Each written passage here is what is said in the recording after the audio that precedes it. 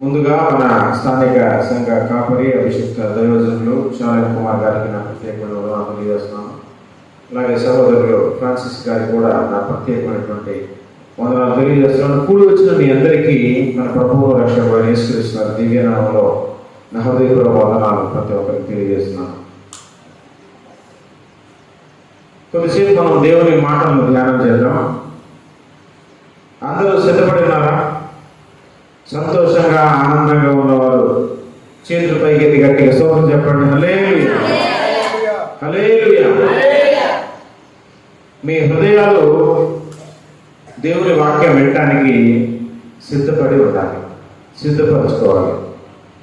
మన క్రైస్తవ క్రమంలో మందిరానికి రాగానే వాక్యం ఉండదు. రాగానే ప్రార్థనలు ఉంటాయి, పాటలు ఉంటాయి, ఒకవేళ ఉంటే సాక్ష్యాలు ఉంటాయి, ఆరాధన ఉంటుంది. దాని తర్వాత మాత్రమే వాక్యం. ఈ క్రమాన్ని మన పండితులు పెద్దలు పెట్టారు. ఎందుకు పెట్టారు తెలుసా మీకు? అలాగా రాగానే వాక్యం చెప్పిన తర్వాత పాటలు పాడి ప్రార్థన అట్లా ఉండొచ్చు కదా. క్రమం ఇలాగే ఎందుకు పెట్టారు అని అంటే, మీకు తెలియకపోతే నేను చెప్తాను, నేర్చుకోండి. ఎందుకు పెట్టారు ఈ క్రమం అంటే, మనం దేవుని మందిరానికి వచ్చినప్పుడు వారంతా మనం లోకంలో బ్రతుకుంటాం. మన ఆలోచనలన్నీ లౌకిక సంబంధమైన ఎన్నో ఆలోచనలతో మన హృదయం నింపబడి ఉంటుంది. ఎన్నో కలవరాలతో, ఎన్నో ఇబ్బందులతో, ఎన్నో సమస్యలతో, మన జీవనానికి సంబంధించిన ఎన్నో తలంపులతో మనం దేవుని మందిరానికి హృదయం నింపబడి వస్తాం. మరి రాగానే దేవుని వాక్యం విత్తబడాలి అని అంటే, ఆ విత్తబడుతున్న వాక్యం హృదయం అనే భూమి మీద పడాలి.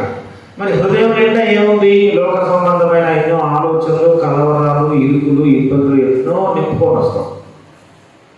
అప్పుడు మనం ఏం చేయాలంటే, ప్రార్థన చేయటం ద్వారా, పాటలు పాడటం ద్వారా, ఆరాధన చేయటం ద్వారా మన హృదయం అనే భూమిని బాగా దున్ని అందులో ఉన్న ముళ్ళకొప్పలు, గచ్చపొదలు, రాళ్ళు, కంపలన్నీ ఏరి పారేసి మెత్తని భూమిగా మన హృదయాన్ని మనం మార్చుకున్న తర్వాత దేవుని వాక్యం విత్తితే అప్పుడు అది మెత్తని భూమి మీద పడి మొలకెత్తి మంచి మహావృక్షంగా ఫలిస్తాయి అన్నమాట. అందుకోసం హృదయంలో ఉన్నటువంటి ఈ కలవరాలు, ఈ ముళ్ళ కప్పలు, రాళ్ళన్నీ ఏరి పారటం కోసమే ఆరాధన, పాటలు, సాక్ష్యము, ప్రార్థన. ఇవన్నీ అయిపోయిన తర్వాత మెత్తని భూమి, సిద్ధపడిన మనస్సులతో, హృదయంతో మనం దేవుని వాక్యం రెడీ. దేవుని వాక్యం వెతబడినప్పుడు ఇక నూరంతరంగా ఫలిస్తుందని నమ్మకం ఉంటుంది. అందుకోసం ఈ క్రమం పెట్టారన్నమాట.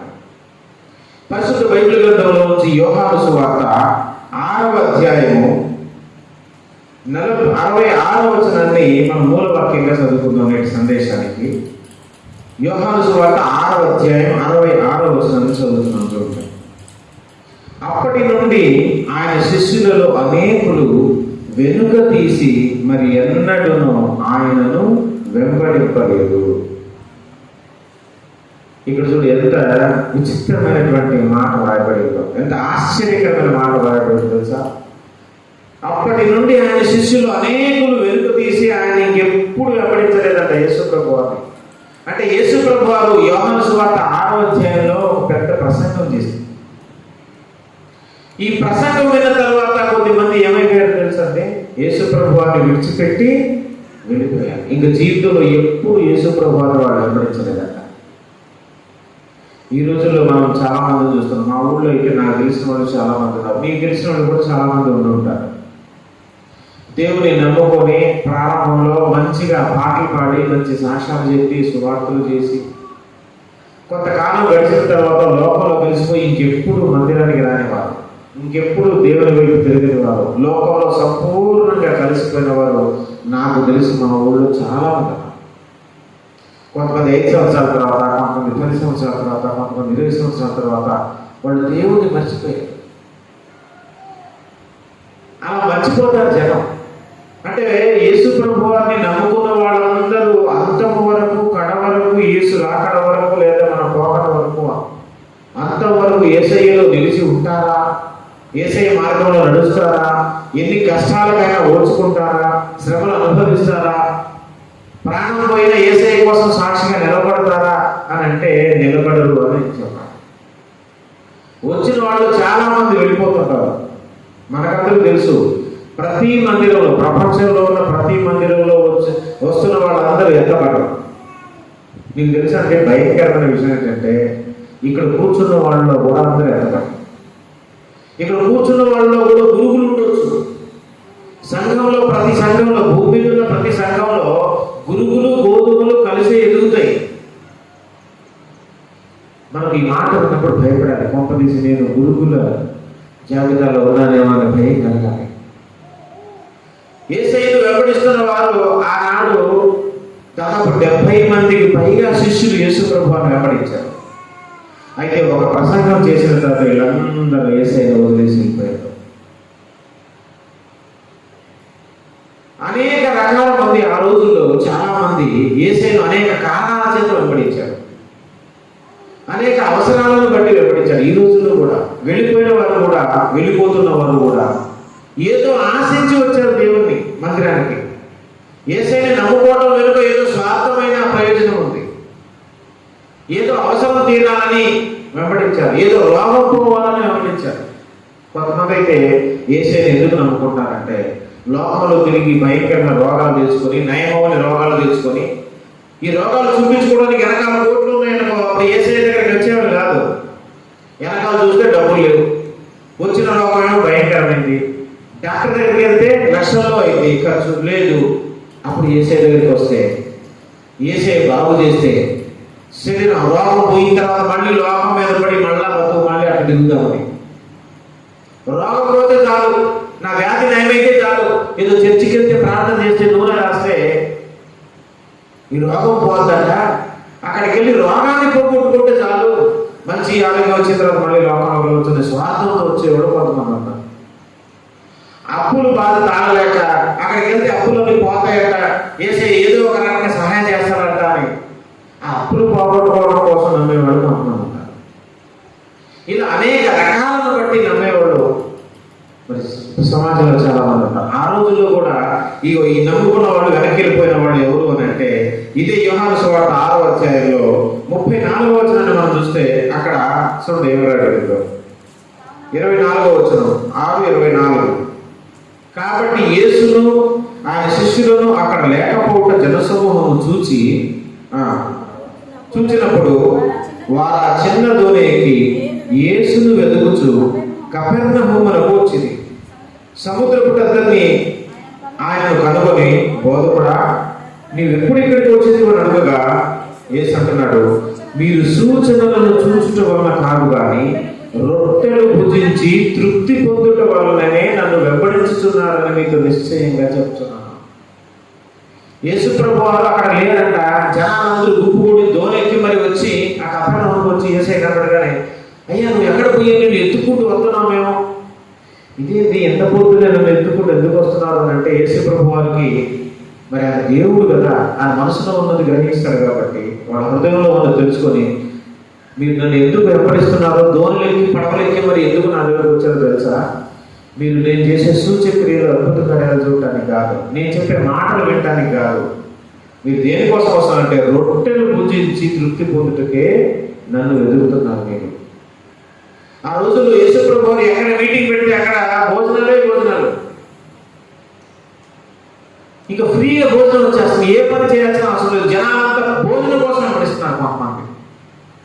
యేసు ప్రభు వారు ఎక్కడుంటే అక్కడ కుంటోళ్ళు బాగుపడుతున్నారు, గుడ్డోళ్ళు బాగుపడుతున్నారు, పక్షవాతం కలిగిన వాళ్ళు బాగుపడుతున్నారు, చచ్చిపోయిన వాళ్ళు లేస్తున్నారు, కుష్ఠవ్యాధులు బాగుపడుతున్నారు. ఇక డాక్టర్ గారికి రూపాయి కూడా ఖర్చు చేయకుండా ఫ్రీగానే నయం అయిపోతుంది కాబట్టి రోగాలు నయం చేసుకోవడానికి పరిగెడుతున్నవాడు వెంబడిస్తున్నవారు ఒక గ్రూపు. కొంతమంది భోజనం కోసం, కొంతమంది ఆర్థిక సమస్యల కోసం, కొంతమంది రోగాల కోసం, రకరకాల కారణాలతో యేసు ప్రభువుని వెంబడిస్తున్న వారు ఆ రోజుల్లో ఉన్నారు. అందుకే వారు మనస్సు ఎరిగిన దేవుడు యేసు ప్రభువు ఏమంటున్నారంటే, మీరు నన్ను ఎందుకు వెతుకుతున్నారు తెలుసా, భోజనం కోసం. ఈ లోకంలో ఈ భోజనం ఎంతకాలం తింటాము, ఈ శరీరం ఎంతకాలం ఉంటుంది, ఈ జీవితం ఎంతకాలం, ఇది శాశ్వతమైంది కాదు. ఈ ఆహారం కోసం కాదు, నాశనం అయిపోయే ఈ ఆహారం ఈ శరీరం కోసం కాదు నన్ను వెంబడించాల్సింది.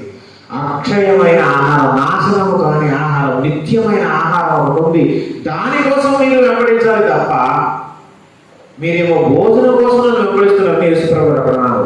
క్షయమైన ఆహారం కొరకు కష్టపడకుడి కానీ నిత్య జీవమును కలుగు చేయు అక్షయమైన ఆహారం కొరకే కష్టపడండి. మనుష్య కుమారుడు దానిని మీకు ఇచ్చును. ఎందుకైతే అయిన దేవుడు ఆయన వదిలివేసేన్నాడు. నా కోసం మీరు రావాల్సింది ఈ క్షయమైన ఆహారం కోసం కాదు, ఇప్పుడు తింటే 3 గంటల్లో ఖాళీ అయిపోయి ఈ భోజనం కోసం కాదు. నిత్య జీవపు మాటలు, నేను చెప్పే మాటలు అవి మీకు నిత్య జీవాన్ని అనుగ్రహిస్తాయి. అసలైన ఆహారం నేను చెప్పే మాటలే కాదు, అసలు నేనే అసలైన ఆహారం.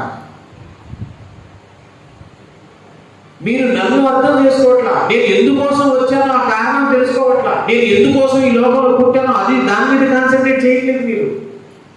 నేను చెప్పే మాటలందు లక్ష్యం ఉంచట్లేదు మీరు. మీకు భోజనం దొరికిపోతుంది కదా అని నన్ను వెంబడిస్తున్నారు, రోగాల కోసం వెంబడిస్తున్నారు, అప్పుల బాధల నుంచి విడిపోవడానికి వెంబడిస్తున్నారు. మీరు స్వార్థంగా ఈ లోకం కోసమే ఆలోచిస్తున్నారు.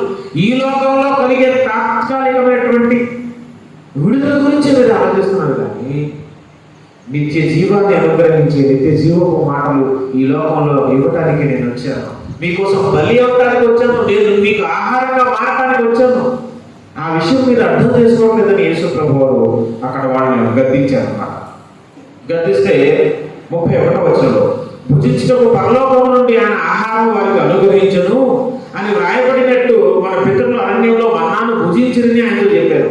ఈ మాట అనగానే ఓహో పరలోకం నుంచి వచ్చే భోజనం అంటే మరి దేవుడు అప్పుడు మన్నా కురిపించాడు, మా పితరులందరూ తిన్నారు, అది మాకు తెలుసు అంటున్నారు. అప్పుడు ఆయన అంటున్నాడు, మన్నా కూడా ఈ లోక సంబంధమైన ఆహారమే, కానీ పరలోకం నుంచి వచ్చిన ఆహారం కాదని. మోషే మీ పితరులకు ఇచ్చిన ఆహారం మన్నా అనేది ఏదైతే ఉందో దాని గురించి మీరు చెప్తున్నారు, కానీ పరలోకం నుంచి వచ్చిన ఆహారం అది కాదు, అసలైన ఆహారం నేనే అని యేసుప్రభువు 32వ వచనంలో. కాబట్టి యేసు పరలోకం నుండి వచ్చే ఆహారం మోషే మీకు ఇయ్యలేదు, నా తండ్రియే పరలోకం నుంచి వచ్చే నిజమైన ఆహారం మీకు అనుగ్రహిస్తున్నాడు అంటే వాళ్ళు అన్నారు 34వ వచనంలో. కావున వాళ్ళు ప్రభువా ఈ ఆహారం ఎల్లప్పుడూ మాకు అనుగ్రహించాం, అట్లాగైతే మాకు ఎప్పుడు ఇదే ఆహారం పెట్టేయాలి. మన్నా కాదంటున్నావుగా, మోసే ఇచ్చింది పరలోకం నుంచి వచ్చిన ఆహారం కాదంటున్నావుగా, అక్షయమైన ఆహారం అది కాదంటున్నావుగా, అది కూడా క్షయమైనదే, నాశనం అయిపోయేది అంటున్నావుగా. అయితే ఆ నాశనం కాని ఆహారం పరలోకం నుంచి వచ్చిన ఆహారం ఏదైతే ఉందో అది మాకు ఎప్పుడు ఇచ్చేసేది అంటున్నాడు. అప్పుడు యేసుప్రభువు ఏమన్నారు తెలుసా? 34వ వచనంలో, అందుకు యేసు వారితో ఇట్లను, జీవాహారం నేనే, నా యొద్దకు వచ్చువాడు ఏమాత్రమును ఆకలి కొనడు, నా యందు విశ్వాసం ఉంచువాడు ఎప్పుడునూ దప్పికొనడు. నా మాటలు విని నా యందు విశ్వాసం ఉంచేవాడికి ఎప్పుడు ఆకలేదు, దప్పికేయదు. ఎందుకంటే నేను చెప్తున్నటువంటి మాటలు నువ్వు భుజిస్తే ఆ మాటలే నీకు నిత్య జీవాన్ని అనుగ్రహిస్తాయి. అక్కడ ఆకలి ఉండదు, దప్పిక ఉండదు, యుగాలు ఆకలి దప్పికలు లేనటువంటి జీవితాన్ని నువ్వు గడుపుతావు. నీకు చేయాల్సింది నేను ఇచ్చే భోజనం మీద కాదు, నా యందు విశ్వాసం ఉంచండి, నా మాటల యందు విశ్వాసం ఉంచండి, నేను ఎందుకు వచ్చానో తెలుసుకోండి, నన్ను వెంబడించండి అని అంటున్నాను. అసలైన ఆహారం నేనే అంటున్నాడు. ఇక్కడ ఒక విషయాన్ని మీకు చాలా జాగ్రత్తగా చెప్పాలి. ఆ ఆహారం ఎవరికి ఆయన ఇవ్వడానికి వచ్చారంటే, ఇగో దేవుని చిత్తం చెప్తున్న 37వ వచనంలో, తండ్రి నాకు అనుగ్రహించు వారందరూ నా యొద్దకు వద్దులు, నా యొద్దకు వచ్చు వారిని నేను ఎంత మాత్రం. యేసయ్య దగ్గరకు ఎవరు వస్తారో ఇక్కడ అసలు విషయం చెప్తున్నాడు. ఇక్కడ చూడండి జాగ్రత్తగా, తండ్రి నాకు అనుగ్రహించిన వారందరూ నా యొద్దకు వస్తారు. ఇప్పుడు వచ్చిన వాళ్ళందరిలో చాలా మంది వెళ్ళిపోతారు, వెళ్ళిపోయిన వారి మీద దేవుని అనుగ్రహం లేదని అర్థం. దేవుని అనుగ్రహం లేని వారు కూడా స్వార్థంతో ఏదో ఆశించి యేసయ్యను వెంబడిస్తారు కొంతకాలం, కానీ దేవుని అనుగ్రహం పొందిన వారు ఉంటారు కొంతమంది. వాడు మాత్రం యేసయ్యను కడ వరకు ప్రాణం పోయేంత వరకు విడిచిపెట్టాడు. కాబట్టి ప్రియ సహోదర సహోదరి, మరి నీవు దేవుడిని అనుగ్రహం పొందిన వారి లిస్టులో ఉన్నావా? లేకపోతే ఏదో స్వార్థాన్ని ఆశించి ఈ లోకంలో ఏదో జరిగితే చాలు, కష్టాలు గట్టెక్కితే చాలు నీ స్వార్థంతో యేసయ్యను వెంబడిస్తున్నావో గుడ్డ మీద చేసుకుని మనం అందరం ఆత్మపరిశీలన క్షణంలో మనం చేసుకోవాలి. దేవుడు నాకు, తండ్రి నాకు అనుగ్రహించిన వారందరూ నా దగ్గరకు వస్తారు. నా ఎదురుకు వచ్చేవాడిని నేను చూసాను. నా ఎదురుకు వచ్చేవారిలో స్వార్థాన్ని ఆశించి వచ్చేవాళ్ళు ఉంటారు, తండ్రి అనుగ్రహం పొందిన వారు ఉంటారు. నేను ఎవరినైనా తోసి నా దగ్గర రాణిస్తాను. కానీ వాడు బాగుపడిన తర్వాత, మేలు పొందుకున్న తర్వాత, వాడికి అంతటా వాడు వెళ్ళిపోతే ఇక నేను చేసేది ఏం లేదు. కానీ నా ఎద్దకు వచ్చేవాడి మాటలు నేను తోసివేయను. నా ఎద్దకు వచ్చి చివరి వరకు నిలిచేవాడు ఎవరో తెలుసా? తండ్రి అనుగ్రహం పొందినవాడు. 39వ వచనం అంటున్నాడు. 38 కూడా చదువుతాం. నా ఇష్టం నెరవేర్చడానికి నేను రాలేదు, నన్ను పంపిన వాడి చిత్తం నెరవేర్చడానికి వచ్చాను. ఇక్కడ చూడండి, నా చిత్తం నెరవేర్చడానికి రాలేదు. ఎవరి చిత్తం నెరవేర్చడానికి వచ్చాను? తండ్రి చిత్తం. తండ్రి చిత్తం ఏంటో తెలుసా? తన ఎద్దకు వచ్చు వారిని పరలోకానికి తీసుకుని వెళ్ళిపోవడం, ఒక్కడు కూడా మిస్ అవ్వకుండా.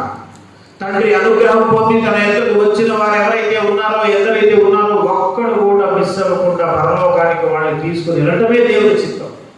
కాబట్టి ఒక కింద వచ్చిన అదే చెప్తున్నాడు. 39వ వచనం ఏమంటున్నాడు? ఆయన నాకు అనుగ్రహించిన దాని అంతటిలో నేనేమీ పోగొట్టుకొనక అంత్య దినమున దాన్ని లేపుటయే నన్ను పంపిన వాని చిత్తం. దానిని అంటే ఎవరు లేపుతారు? మనుషులు. నేను ఒక్కడిని కూడా పోగొట్టుకోకూడదు. తండ్రి నాకు అనుగ్రహించిన ప్రజలు ఎందరైతే ఉన్నారో వాడిలో ఒక్కడు కూడా నశించిపోవడానికి వీల్లేదు. తండ్రి చిత్తంలో ఉన్నవాడు లోకంలో కలిసిపోవడానికి ప్రయత్నించినా దేవుడు వాడిని విడిచిపెట్టాడు. వాడి పాదంలో తండ్రిలో ఇవ్వడు. వాడిని శిక్షించైనా సరే మనల్ని ఆగేసుకుంటాడు. ఒక్కడు కూడా నిష్కారణ, అందరినీ అంతే దినాన లేపాలి. ఇది దేవుడి చిత్తం. అందుకోసం నేను ఈ లోకానికి వచ్చాను అంటున్నాడు ఆయన. 40 వయసులో కూడా ఆ మాట చెప్తున్నాడు. కుమారుని చూచి ఆయన యందు విశ్వాసం ఉంచు ప్రతివాడు ఆయన యందు విశ్వాసం ఉంచు ప్రతివాడు నిత్య జీవం పొందుటయే నా తండ్రి చిత్తము, అంత్య దినాన వాడి లేదు. ఇది నా టార్గెట్. నా తండ్రి అనుగ్రహం పొందిన వారు ఈ లోకంలో ఉన్నారు. నా తండ్రి ఆకర్షించిన వారు ఈ లోకంలో ఉన్నారు. 44 వచనం కూడా చూడండి. నన్ను పంపిన తండ్రి వారిని ఆకర్షించితేనే కానీ ఎవడునూ నా ఎదుగు రాలేడు. అంతే దినమున నేను వాడిని చెప్తాను. వారందరూ దేవుని చేత బోధింపబడుతున్న మీ ప్రవక్త లేఖనంలో రాయబడినది కనుక తండ్రి వలన విని నేర్చుకున్న ప్రతివాడు నా ఎదుగు వచ్చును. నా ఎదుగు వచ్చేవాడిని దేవుడు ఆకర్షిస్తాడే నా ఎదుగు వస్తాడు. ఒకటి, దేవుని అనుగ్రహం పొందిన వాడై ఉండాలి. 2, దేవుని ఆకర్షణకు లొంగిపోయిన వాడు ఉండాలి. 3వది, దేవుని చేత బోధింపబడిన నేర్చుకున్న ప్రతివాడు, తండ్రి వల్ల విని నేర్చుకున్న ప్రతివాడు నా యొక్కకు వస్తాడు. ఇగో వీళ్ళే ఎత్తబడే సంఘంలో ఉంటారు. దేవుని అనుగ్రహం పొందిన వారు, దేవుని ఎవడైతే ఆకర్షిస్తారో, మరి దేవుని అనుగ్రహం నీకు రావాలంటే, దేవుడు నిన్ను ఆకర్షించాలంటే, మరి నువ్వు ఈ లోకంలో మన సత్యాన్ని అంగీకరించే మనసు ఉన్న వారవై ఉండాలి. యథార్థంగా ప్రవర్తించే వారవై ఉండాలి. దేవుడు నిన్ను ఎందుకు ప్రేమించాడో 1,00,000 కారణాలు ఉండొచ్చు. కానీ దేవుడు ప్రేమించిన వారు ఈ లోకంలో కొంతమంది ఉన్నారు. దేవుడు ఆకర్షించిన వారు ఉన్నారు. దేవుని అనుగ్రహం పొందిన వారు ఉన్నారు. అందరి మీద అనుగ్రహం లేదండి. దేవుని అనుగ్రహం కోటీశ్వరుల మీద, శాస్త్రవేత్తల మీద కూడా లేదు. చాలా మంది బట్టిలో కలిసిపోయారు. కానీ అల్పులము, అయోగ్యులము, ఎన్నిక లేని వారు, బీదవారమైన మన మీద దేవుడు ఎందుకు మనం ప్రేమించడం, మనల్ని ఆకర్షించడం, మన మీద ఆయన అనుగ్రహం వచ్చింది. అందుకు మనం ధన్యులం. సత్యం మన చెవిన నిలబడినప్పుడు, సువార్త మన చెవిన నిలబడినప్పుడు మనం న్యాయంగా ఆలోచించి ఆయన వైపు తిరిగాము. ఆ మంచితనాన్ని ముందే పసిగట్టాడేమో దేవుడు. హృదయాంతరంగాలు ఎరిగిన దేవుడు, పుట్టక ముందే నువ్వు ఏమవుతావు ఎరిగిన దేవుడు, నీ మనసు ఎరిగిన దేవుడు, నీ హృదయం ఎరిగిన దేవుడు నీకు ఆయన ఆకర్షించాడు. ఆయన అనుగ్రహం నీకు ఇచ్చాడు. అందుకే యేసయ్య దగ్గరికి మనం పంపించాడు. అందుకే యేసయ్య పాదాలు పట్టుకొని విడిచిపెట్టకుండా నేటికి మనం కొనసాగుతూనే ఉన్నాం రక్షణ మార్గంలో. ఎంతో మంది మనతో పాటు వచ్చిన వాళ్ళు, నాతో పాటు వచ్చిన వాళ్ళు చాలా మంది లోకంలో కలిసిపోయారు. నాకంటే బాగా ఉపవాసం ఉన్న వాళ్ళు, నాకంటే బాగా ప్రార్థన చేసిన వాళ్ళు, కానీ అసలు అడ్రస్ దేవుడు అంటేనే పడని వారిగా అయిపోయారు. దేవుని ఆకర్షణ, దేవుని అనుగ్రహం అందరి మీదే ఉంటుంది. ఒకసారి క్రాస్ రిఫరెన్స్ కూడా మనం చూద్దాం. ఒకసారి అపోస్తల కార్యములు 13వ అధ్యాయం చూడండి. అపోస్తల కార్యముల గ్రంథం 13వ అధ్యాయము 48వ వచనం. ఇక్కడ పౌలు బర్నబా ప్రసంగం చేస్తున్నారు. అయితే చాలా మంది అన్యులు వచ్చి వాళ్ళ ప్రసంగం అంటున్నారు. అప్పుడు ఏం జరిగిందంటే 48వ వచనంలో, అన్య జనులు ఆ మాట విని సంతోషించి దేవుని వాక్యమును మహిమపరిచిరి, మరియు నిత్య జీవమునకు నియమింపబడిన వారందరూ విశ్వసించిరి. ఏమండి, చాలా మంది అన్యులు గుంపు వచ్చి పౌలు గారి ప్రసంగం విన్నారు. విన్న తర్వాత ఆ గుంపులో కొంతమంది అంట వాక్యం సూపర్గా ఉంది, చాలా బాగా చెప్పారు, నీకు చాలా మంచి దేవుడు, ఏమి దేవుడు వాళ్ళు చెప్పారే, మంచి మాట చెప్పారే అని దేవుని మహింపరిచి సంతోషించి వెళ్ళిపోయారట. కానీ కొంతమంది ఏం చేశారు తెలుసా? ఆ మాటల యందు విశ్వాసం ఉంచి, యేసునందు విశ్వాసం ఉంచి రక్షణ పొందారు. కొంతమంది వెళ్ళిపోయారు, కొంతమంది ఎందుకు రక్షింపబడ్డారు? వాళ్ళ గురించి ఏముంది తెలుసు? ఇక్కడ నిత్య జీవమునకు నిర్ణయింపబడిన వారందరూ విశ్వసించారు. అంటే వచ్చిన గుంపంతా నిత్య జీవానికి నిర్ణయింపబడిన వాళ్ళు కాదు, నిత్య జీవానికి నిర్ణయింపబడిన వారు కొందరు ఉన్నారు. వాళ్ళు ఖచ్చితంగా మారు మనసు పొంది తీరుతారు. ప్రాణం పోయినా యేసయ్యని విడిచిపెట్టరు, యేసయ్య మార్గంలోనే తమ జీవితాన్ని గడుపుతారు. ఇక్కడ చూడండి, కొంతమంది ఏమో వెళ్ళిపోయారు, కొంతమంది మాత్రమే రక్షణ పొందుతున్నారు. 2వ దశలోనికే పత్రిక 2వ అధ్యాయం 13వ వచనాన్ని మరొకసారి చూద్దాం. 2వ దశలోనికే 2:13.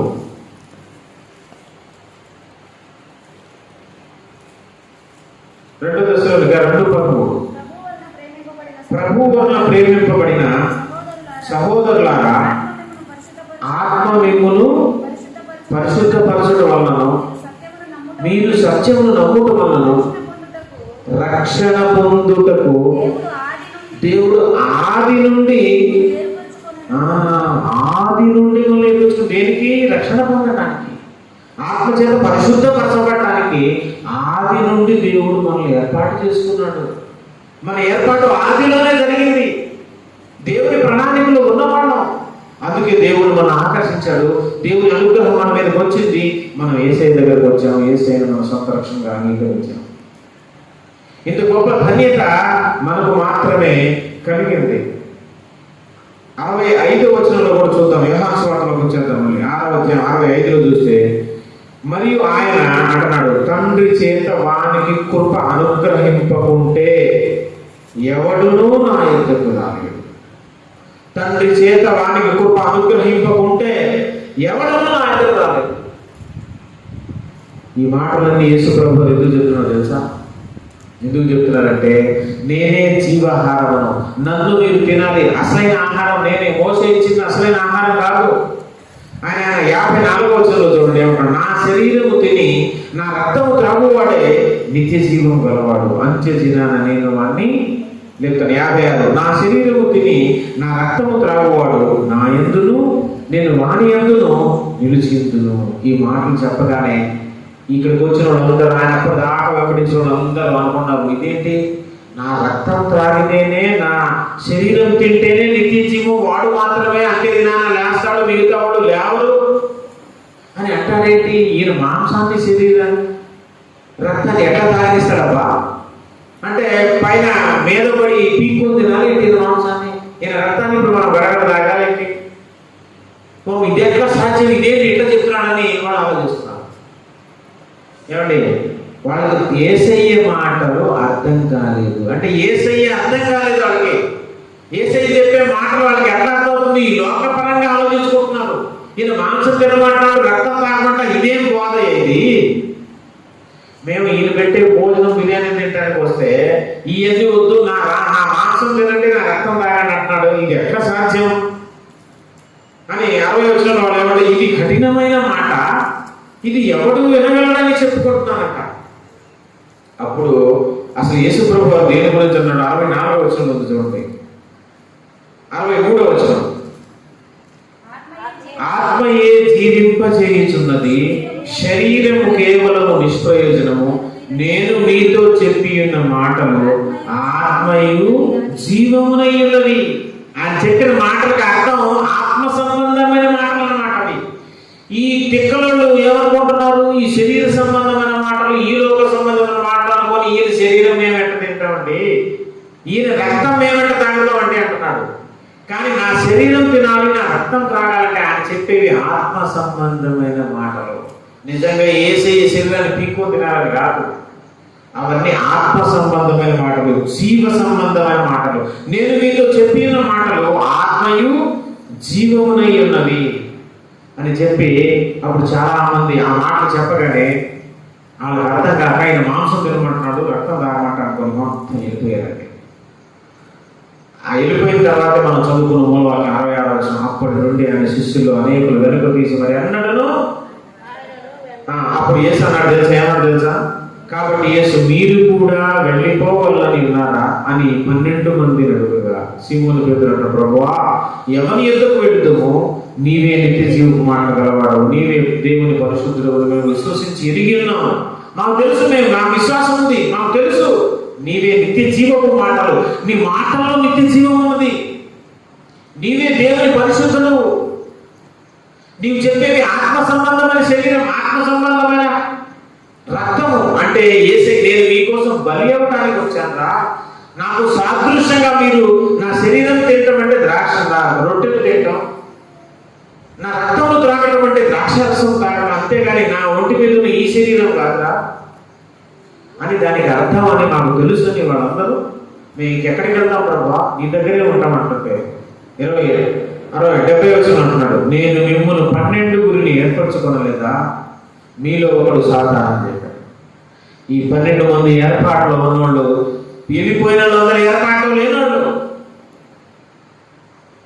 ప్రియులారా, ఈ సందేశం నుంచి మనం ఏం తెలుసుకోవాలంటే, ఎవడు వెళ్ళిపోతాడు అంటే యేసయ్య అర్థం కానివాడు, యేసయ్య మాటలు అర్థం కానివాడు వెళ్ళిపోతాడు. యేసయ్య ఎందుకు వచ్చాడో నువ్వు నిజంగా ఎరిగి ఉంటే, యేసయ్య నీకోసం ఎందుకు బలి అయిపోయాడో నువ్వు నిజంగా ఎరిగి ఉంటే, యేసయ్య మాటలు వాక్యం నీకు నిజంగా అర్థమై ఉంటే నువ్వు యేసయ్యని ఎప్పటికీ విడిచిపెట్టవు. అంతేగాని నీ ఒంట్లో రోగం పోవాలనో, ఇంట్లో అప్పులు పోవాలనో, ఏదో కలిసి రావాలనో, ఆస్తులు కలిసి రావాలనో ఏదో ఆశించి నువ్వు మందిరానికి వస్తే, యేసయ్య మాటలను అర్థం చేసుకోకపోతే నువ్వు ఖచ్చితంగా విడిచిపెట్టి వెళ్ళిపోతావు. ఏమంటే నిజంగా యేసు ప్రభు ఎందుకు వచ్చారో అర్థమైపోయినాడు, యేసయ్య అర్థమైన వాడు అసలు యేసయ్యని విడిచిపెట్టి వెళ్ళిపోతాడా? వెళ్ళాడు. కానీ వెళ్ళిపోయారంటే అర్థం ఏంటి? యేసయ్య వాళ్ళకి అర్థం కాలేదు, మందిరంలో చెప్పిన మాట వాళ్ళు బొరకెక్కలేదు, వాడు ఏదో ఆశించి యేసయ్య దగ్గరకు వచ్చారు, అది వాడికి దొరకకపోవచ్చు. ఏమండి, విశ్వాసంలో ఎదుగుతున్న మనందరికీ పరీక్ష ఉంటుంది. స్కూల్లో యూనిట్ పరీక్షలు, క్వార్టర్లీ పరీక్షలు, హాఫ్ ఇయర్లీ పరీక్షలు, యాన్యువల్ పరీక్షలు పెడతారు. నెలకోసారి, 3 నెలలకోసారి, 6 నెలలకోసారి, సంవత్సరానికి ఒకసారి పరీక్షలు పెడతారు. నువ్వు ఎంతవరకు చదువుకున్నావు, నువ్వు ఎంతవరకు వచ్చో నిరూపించేది ఆ పరీక్షనే. పరీక్షలు పెట్టండి స్కూల్కి మీ పిల్లలు పంపిస్తారా? సంవత్సరానికి ఒక పరీక్ష కూడా పెట్టలేదు, అలాంటి స్కూల్కి మనం పంపిస్తామా? పరీక్ష పెట్టేది ఎందుకు? నువ్వు ఎంత నేర్చుకున్నావు అనేది. అలాగే విశ్వాస జీవితంలో కూడా పరీక్షలు ఉంటాయి. దేవుడు మనల్ని పరీక్షిస్తాడు. కొన్నిసార్లు నీవు కోరుకున్నది, నీవు ప్రార్థనలో పదే అడిగింది దేవుడు నీకు ఇవ్వకపోవటం కూడా ఒక పరీక్ష అయి ఉండొచ్చు కదా. నేను ఇప్పుడు అన్ని ఇచ్చేస్తున్నాను కాబట్టి ఇవి నన్ను వెంబడిస్తుంది, ఈసారి సరే ఇవ్వకుండా, ఒక సంవత్సరం ఇవ్వకుండా లేట్ చేస్తాను, ఈ ఒక్క ఆశీర్వాదం నేను ఇవ్వలేదని, ఈ ఒక్క మేలు చేయలేదని నన్ను విడిచిపెట్టి వెళ్ళిపోతుందా, నాలో కొనసాగిద్దా చూద్దామని దేవుడు నిన్ను పరీక్షించాడు. అట్లయితే అనుకోడు, మా రోగం కుదరలేదు కాబట్టి మమ్మల్ని దేవుడు బాగు చేయలేదు, మమ్మల్ని దేవుడు అన్యాయం చేశాడు, దేవుడు మాకేం అచ్చుపాటు రాలేదు, మాకేం కలిసి రాలేదు అని దేవుడి మందిరాన్ని మానేస్తున్నారంటే అసలు వాక్యం వాళ్ళకి ఏమైనా అర్థమైందంటారా? యేసయ్య వాళ్ళకి ఏమైనా అర్థమైందంటారా? అర్థం కాలేదు. యేసు ప్రభు అన్నట్టుగానే బోధన కోసం వచ్చిన వాళ్ళు యేసు ప్రభు వాక్యం చెప్పగానే ఆ వాక్యాన్ని అర్థం చేసుకోలేక అపార్థం చేసుకుని వెళ్ళిపోయారు విడిచిపెట్టి. ఈరోజు సమాజంలో యేసయ్యని విడిచిపెట్టే వాళ్ళందరూ అట్లాంటి వాళ్ళే. కొంతమంది అండి ఆ యూట్యూబ్లో మాస్టర్లు క్రైస్తవ ధర్మాన్ని విడిచిపెట్టి, యేసయ్యని విడిచిపెట్టి, బైబిల్ని విడిచిపెట్టి మళ్ళీ పాత మతంలో వెళ్ళిపోయారు. అందరి ముందు పబ్లిక్ మీటింగ్లో నాకు జ్ఞానోదయం అయిందండి, మన ధర్మంలో ఎంత గొప్పతనం ఉందని నాకు ఇప్పుడు అర్థమైందండి, నేను మారిపోతున్నానని కొంతమంది మాస్టర్లు అండి. మీకు కావాలంటే ఎవిడెన్స్ ఇస్తాను. అసలు వాడేం పాస్టర్ అండి, అసలు వాడు ఎట్ట పాస్టర్ అయ్యాడండి అసలు అంటే కల్తీ గురువు అన్నమాట. ఇది విశ్వాసంలో కాదు, పాస్టర్లో కూడా గురువులు ఉంటారు. అంటే ఇంతకాలం ఈ బుర్రకి ఏమైనా యేసు ప్రభు ఏమైనా అర్థమైందా? బైబిల్ ఏమైనా అర్థమైందా? యేసయ్య ఎందుకు వచ్చాడు అర్థమైంది చచ్చిందా? మరలా వేరే ధర్మంలో వెళ్ళిపోయాడట. కొంతమంది ఇస్లాంని కూడా విడిచిపెట్టి యేసయ్య మార్గంలో వస్తుంటే, కొంతమంది ఇందులో బోధకులను చెప్పేవాళ్ళు కన్వర్ట్ అయిపోయారు. ఇదంతా కల్తీ బ్యాచ్, ఇదంతా కాలు బ్యాచ్, ఇదంతా పొట్టు ఎగిరిపోతుంది, పొట్టు బ్యాచ్, ఇదంతా ఎగిరిపోయే బ్యాచ్. ఇది దేవుని ఏర్పాటులో, ప్రణాళికలో నిత్య జీవంలో జీవ గ్రంథంలో పేర్లున్న కాదు వీళ్ళు. దేవుని ప్రణాళికలో ఉన్నారు కాదు. ఏదో ఆశించి వచ్చిన వాళ్ళు. ఆనాడు యేసయ్యకి ఏదో ఆశించి వచ్చారు. ఆత్మ సంబంధమైన మాట చెప్తే అర్థం కాక పారిపోయారు. ఈనాడు మరి మన జీవితాలు ఎలా ఉన్నాయి? ఏం ఆశించి చేశారు? ఏమంటే మేలు జరగవచ్చు, జరగకపోవచ్చు అండి. ఇప్పుడు లాజరు లేపాడండి యేసు ప్రభు వారు. మళ్ళీ చావలేదా లాజరు? మళ్ళీ చచ్చిపోయిన లేపినా మళ్ళీ చేస్తాడు. నీకు రాకపోయినా మళ్ళీ రేపు వస్తుందండి. ఏదో అడ్డమైన తిండి తినాం, ఏదో కల్తీ వార్త తాగాం. శరీరం ఉన్నంత కాలం శరీరంలో జబ్బులు వస్తాయండి. జబ్బు కోసం దేవుడు వేసాడు అనుకుంటావా? జబ్బు పోలేదని అలిగి చర్చి మానేసి వేసాయని మానేస్తావా? ఎంత సిగ్గు చేయటండి ఇది. తాను బ్యాచ్ ఉంటుంది. వాళ్ళని చూసి మనం కురిగిపోవాల్సిన అవసరమే లేదు. మనం నిత్య జీవం కోసం వేసాయని అనుకున్నాం. ఏదో ఒకరోజు చావటం తథ్యం. నీకు చావు వస్తుంది, నీకు జీవితం శాసనం కాదు. ఏదో ఒకరోజు చచ్చిపోతాం. అదేదో ఏసై కోసం చచ్చిపోతాం, సువార్త కోసం చచ్చిపోతాం, ఆయన పనిలో చచ్చిపోతాం. ఎప్పటికైనా చావడమే కదా. కానీ నిత్య జీవం చచ్చిపోయిన తర్వాత నీ పరిస్థితి ఏంటి? నిన్ను నరకం నుంచి తప్పించేవాడు ఏ మార్గం లేదు. ఏ పురుషుడు, ఏ శక పురుషుడు, ఏ యుగ పురుషుడు ఈ లోకంలో లేడు. ఏ మార్గం, ఏ ధర్మంలో నడిచినా నువ్వు నరకానికి 100% గ్యారంటీ. ఎందుకంటే నిజమైన దేవుడు యేసు, నీ కోసం బలి అయిన వాడు యేసు. యేసయ్య మార్గంలో నడిస్తేనే నీకు నిత్య జీవం, పరలోక రాజ్యం. ఆ పరలోక రాజ్యం పొందడం ఇదేమో చిన్న జీవితం అండి ఇది. నువ్వు యేసయ్య కోసం దేవుని మందిరంలో గడిపే సమయం పొందిగే. దేవుడు అన్ని 100 రెట్లు ఇస్తాడు, 1000 రెట్లు ఇస్తాడని చెప్పుకుంటా కదా. యేసయ్య కోసం నువ్వు బ్రతికిన దినాలు పోతే, కానీ ఆయన ఇచ్చే దినాలు యుగ యుగాలు. ఎన్ని టైమ్స్ మల్టిప్లై చేశాడు తెలుసా?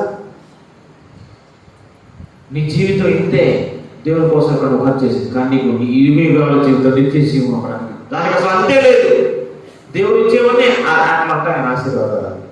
దానికోసం మనం బ్రతకాలి. కానీ ఇచ్చిన జీవితంలో ఏదో అప్పులు పోలేదని, కష్టాలు పోలేదని, రోగం పోలేదని యేసయ్యను మర్చిపోతే మనంత దౌర్భాగ్యులు ఎవరు ఉండరు. కాబట్టి కష్టాలు వచ్చినా, నష్టాలు వచ్చినా యేసయ్యను వెంబడించే వారిగా మనం ఉండాలి. దేవుడు అంటే కృప